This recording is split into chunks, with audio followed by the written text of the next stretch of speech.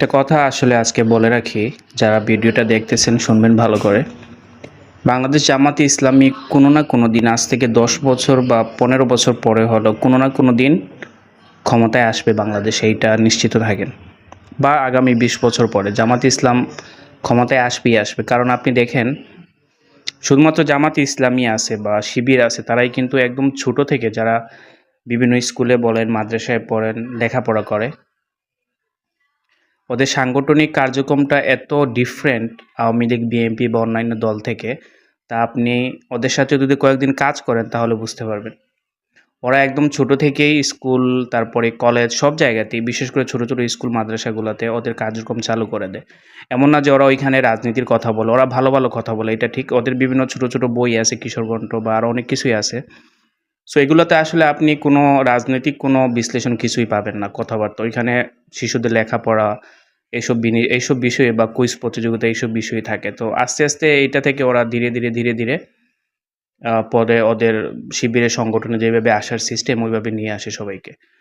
So আপনারা বলতে পারেন আসলে জামাত, আমি কেন বলতেছি যে 20 বছর পরে বা 25 বছর পরে ক্ষমতায় আসবে, কারণ এখন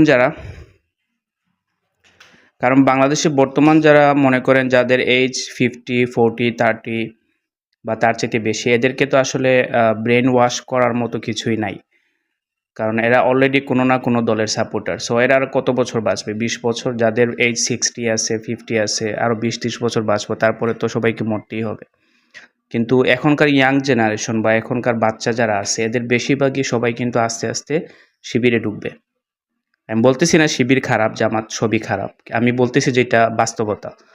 সবাই একসময়, এখনকার ইয়াং জেনারেশন বা একদম ছোট ছোট বাচ্চা যারা 5 বছর থেকে শুরু করে 15 বছরের ভিতরে, সবাই কিন্তু একসময় ভোটার হবে। আজ থেকে 20 বছর পরে সবাই ভোটার হবে। সো ওই সময় দেখবেন আপনি বেশিরভাগ ভোটই কিন্তু জামাতের শিবিরের পক্ষে যাবে।